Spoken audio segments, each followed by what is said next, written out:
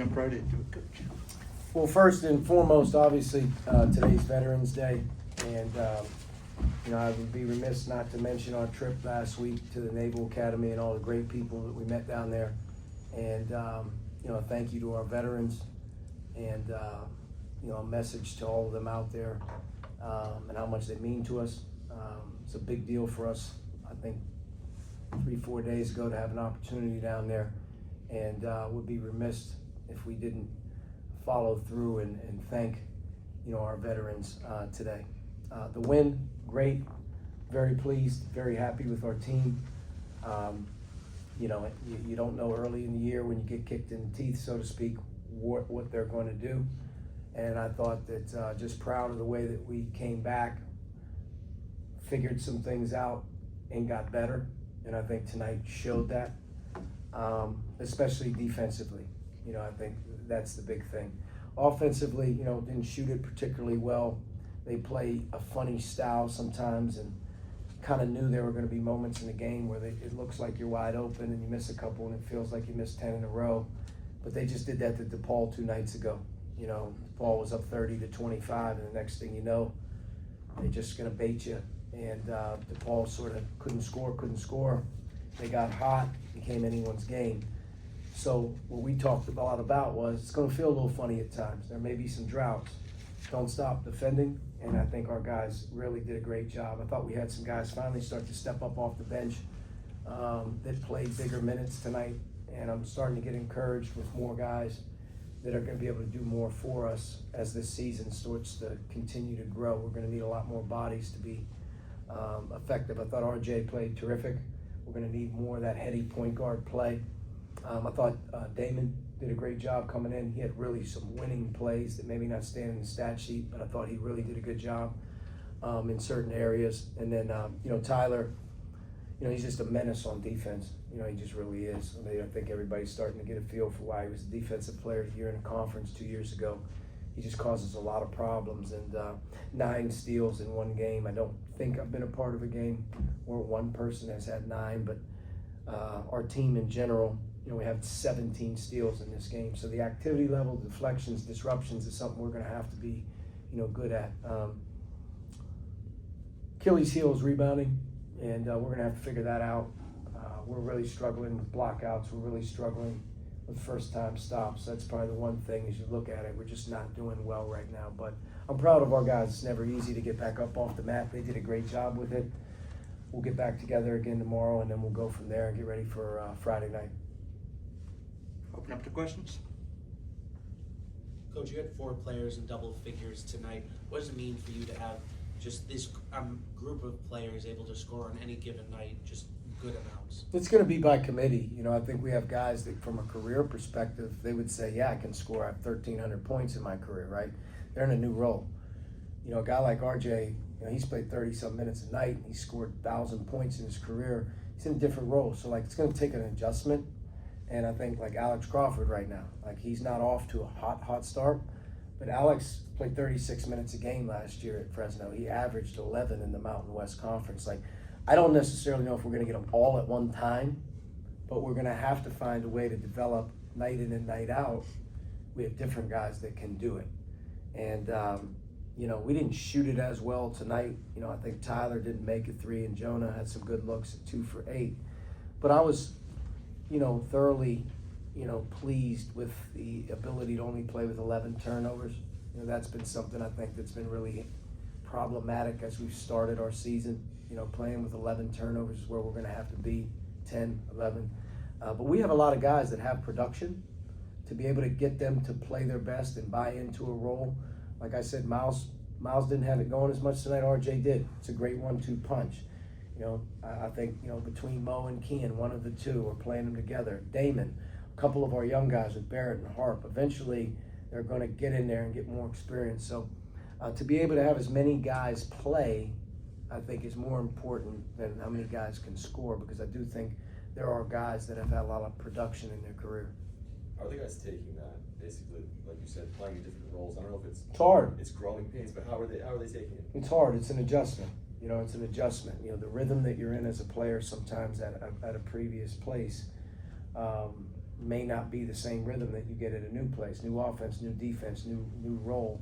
What you have to really invest your time in now is individual instruction and staying with guys every day, to build them up when things don't feel as good, and eventually it'll work itself out. We're gonna get smoother as time goes. We need to play games. Offensively, we gotta get smoother. I think at the end of the day, where we're really hanging our hat and proud tonight is we had a good defensive effort for 40 minutes.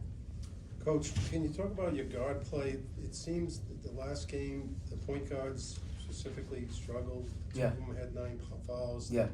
Were moving the ball but couldn't get inside. They seem to be much better tonight. Yeah, I mean, we struggled at the one against Tulsa. You were exactly right. Committed 9 fouls. Neither one could get a whole lot of traction on either end of the floor for us.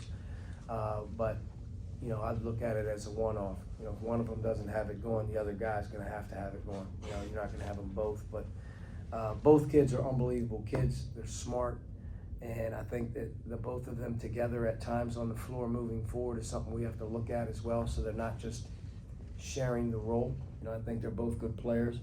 But much sharper tonight, much better defensively in this game. And then from an offensive perspective, RJ, really did a great job because, they're daring you to shoot times. I think he does a really good job in the mid-range tonight, was able to get some quality looks. Archie, my apologies if you've already asked this question and I missed it, but your thoughts on Thor's departure? Yeah, I've been through, this is my 3rd stop as a head coach, and all 3 places I've been through a change.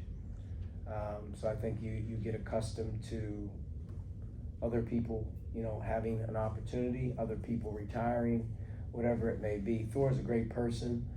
He's been, single-handedly as supportive as any person I've ever been around. And he's put a lot of time and energy into the University of Rhode Island, so he's owed a lot of thanks. I think moving forward, we'll see where we go and what the decision makers want to do. But I'm happy for Thor. If Thor's happy, that's kind of what I told him. But he's been a good friend. He's been a really good friend. He's a great person, and we'll wish him well on the next step. I'm sure he'll be around a little bit, but good guy. I was really happy to be able to connect with him. Coach, 22 fast break points tonight. That comes off having 0 against Tulsa on Friday. Just how much was that a point of emphasis, being able to get out in transition today, and that being able to generate your offense out there? Yeah, it's kind of rob Peter to pay Paul. We want to play fast, but we also don't want to turn it over. And I thought we've really struggled here in transition here recently of not being smart. So we've talked a lot about our team of being organized in transition, playing fast, but also not, turning it over. But I also thought we lost some of our aggressiveness. We had, we forced 21 turnovers and got 30 points off them, but I didn't think we had the strike. Miles had some good plays in the first half, I thought, with transition. We used defense to offense pretty well. I think that, trying to be more organized and be sharper, not turning it over. We lost a little bit of our pace maybe at times, and we were a little bit more cautious, which I'm fine with, because I think taking care of it here early is a lot more important. But I think if we had it going, and you said, boy, they were really clicking, pace is everything, but being smooth out of the pace and being able to play the game a little better is what we're after. Coach, you had great intensity coming out the whole first half, particularly on defense. It seemed the first part of the second half, the intensity fell off a little. But Stonehill didn't. They kept playing hard. They had a chance to get it down to single digits. Yeah, they're well coached and they play hard. And I think offensively, sort of the bubble, was on the rim for us a little bit. We hung in there a little bit, but I think we got a little bit careless to start the second half. There was a couple home run plays and a turnover here and there, which led to them having some opportunities. But I was proud that we were able to continue to fix that and grind that and not let that turn into something that's a 1-point game. You called a pretty quick timeout in the start of the second half. Yeah, I think I like to do that sometimes in the start of the second half, because I think the start of the second half is probably the most important part of the game, especially at home when you're up. You have an opportunity in those first 4 minutes to start the second half to extend and maybe put them away, or you can screw that up and it can be a rough evening going through there. So if I see a couple things there early in the second half that maybe weren't as locked in as they needed to be. I think I was actually frustrated with Tyler. I think he was gambling for his 10th steal probably in the game, but we want to be solid, and I think that's the point of it. Don't lose your mind out here.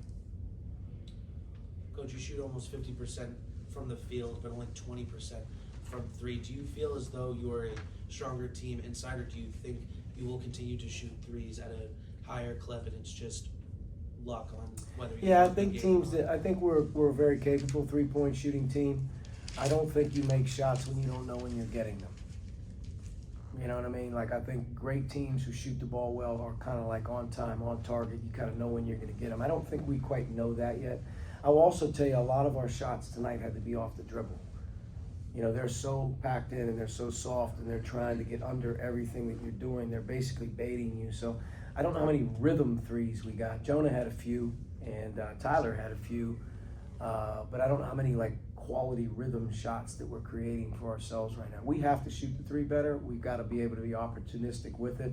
I do think we're a physical driving team. We have different guys who can do that, but we aspire to get the best threes that we can. And I think being in rhythm is something that we're trying to hunt more of, which requires our guys to pass more. And I think you see some possessions out there at times where like, why is, just forcing it, trying to get paid by the bounce, so to speak. Like, you got to get rid of it, and we got to be more of that team that has a more free flowing. We're going to keep working at it because I think it's our best chance to be the best we can be.